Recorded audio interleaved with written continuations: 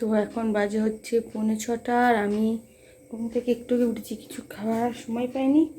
আগে মালগুলো দিয়ে আসি, তারপরে এসে খাবো। চলুন দিয়ে আসি। সন্ধে সন্ধে হয়েই এসছে, একটু বাকি আছে, আলো রয়েছে। আমি এই যে বেরিয়ে পড়েছি মাল দিতে যাব বলে। এই যে একজনের সাথে কথা হলো, যার সাথে হাঁটতে যাই দেখেছি হাঁটতে বেরিয়েছি। তা বলছি, তুমি আমাকে ছেড়ে হাঁটতে বেরিয়ে গেছো?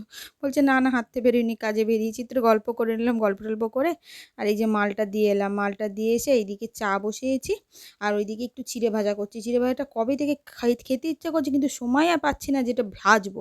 তা আমি বললাম আজকে ভাজবই। তো এই যে চিড়েটা ভেজে একটুকুনি ছিঁড়ে নিলাম আর এই চা আর মুড়ি খেয়ে নিলাম। খেয়ে দিয়ে নিয়ে এই যে চুড়িদার কাটতে শুরু করে দিলাম, কালকে এই চুড়িদারটা দিতে যেতে হবে সেই জন্য।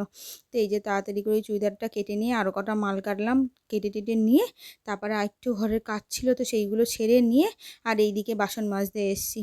তো এই যে তাড়াতাড়ি করে বাসন মেজলাম, আজকে বাসন কমই ছিল যেহেতু রান্না বেশি তো করাই হয়নি। তো বাসন টাসন মেজে নিয়ে আর ওইদিকে আমি রেডি হয়ে গেলাম নিচে হাঁটতে যাব বলে। এখন বাজে হচ্ছে 9:05 আর আমি যে এতক্ষণ অনেকটা মাল কেটে কাটাচ্ছিলাম। তো মাল টাল কাটার পরে এখন ঘরের কাজবাজ করে আর যাচ্ছি হাঁটতে। চলুন হেঁটে আসি, হেঁটে এসে আবার রাতে কাজ রয়েছে, কাজ করতে হবে।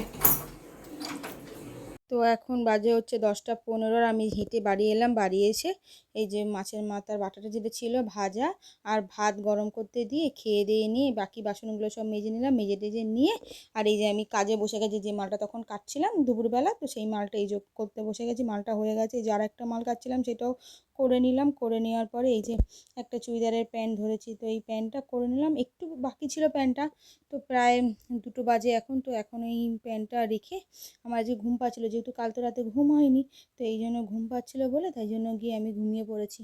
তো ভিডিওটা আজকে এখানেই শেষ করলাম। ভিডিওটা কেমন লাগলো জানাতে ভুলবেন না, ভালো লাগলে like comment share and subscribe করে দেবেন। ধন্যবাদ।